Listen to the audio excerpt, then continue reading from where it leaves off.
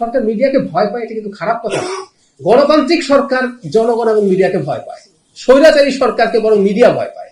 এই যে আমরা আপনাকে ভয় পাচ্ছি, ইটস এ পজিটিভ সাইন।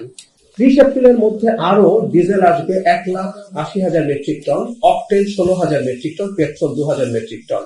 সুতরাং মজুদের ব্যাপারে কোনো সংকট নেই, এবং আমি অলরেডি বলেছি আমাদের পাম্পে যে ভিড় ছিল সেটা যথেষ্ট কমে গেছে। আমরা আশা করছি বাকিটা আর তেমন করে থাকবে না।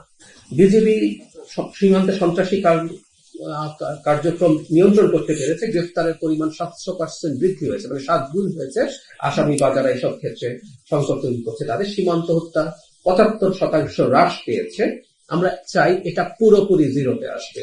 এটা শুধু আমাদের হাতে না, সরকার তার কূটনৈতিক এবং অন্যান্য পদক্ষেপ নেবে যাতে এই সীমান্তে কোনো হত্যাকাণ্ডের ঘটনা না ঘটতে পারে। আবারও বলছি, এটা সুতরাং শুধু আমাদের হাতে না, এটার সাথে ভারতের ইনভলভমেন্ট আছে। আমরা চাই ভারত আমাদের রাষ্ট্রের সাথে তার সুসম্পর্ক বৃদ্ধির একটা সিগনেচার হিসাবে সীমান্ত হত্যা শূন্যে নামিয়ে আনবে। শূন্য মানে শূন্য, শূন্যের পর্যায়ে না, শূন্য মানে শূন্য। সারা দেশের মোট বিদ্যুৎ চাহিদা ছিল 14,352 মেগাওয়াট, সরবরাহ ছিল 12,487 মেগাওয়াট, ঘাটতি ছিল 1865 বা প্রায় 2,000 মেগাওয়াটের মতো।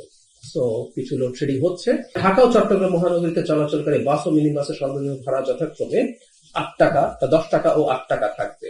এটা আগে থেকেই কার্যকর ছিল, এটা দিয়ে চেঞ্জ করা হয়নি। আমরা জানি যে ঢাকার রাস্তা থেকে হকারদেরকে সরিয়ে দেওয়া হয়েছে। মাননীয় প্রধানমন্ত্রী যাদেরকে সরিয়ে দেওয়া হয়েছে তাদের দ্রুত পুনর্বাসনের নির্দেশ দিয়েছেন। দ্রুত বিকল্প স্থান হিসাবে স্থান চুজ করে তাদেরকে পুনর্বাসনের কথা বলেছেন। হামের ব্যাপারে আমি এটা জানিয়েছি, আমরা আজকেও জানিয়েছি, আমাদের 94 লক্ষ শিশুকে আমরা এর মধ্যে টিকা দিয়েছি।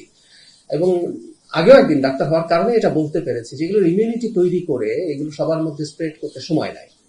এটা আমি একদিন বলে ফেলার কারণে অনেকে বলেছেন যে এটা ঠিক বলিনি, বলাটা ঠিক হয়নি।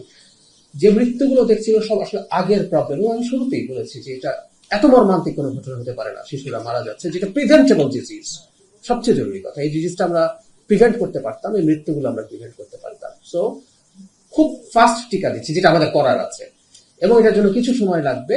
এবং তাতে চিকিৎসাজনিত যে সংকট আছে সেই সংকটটা আরো কিছুটা থাকতে পারে, কিছু সম্ভাবনা আছে। কিন্তু এটা যখন দেয়া শেষ হয়ে যাবে এবং আমরা পরবর্তীতে এটা কন্টিনিউ করব, সেটা আসলে আর সমস্যা হবে বলে আমি মনে করি না।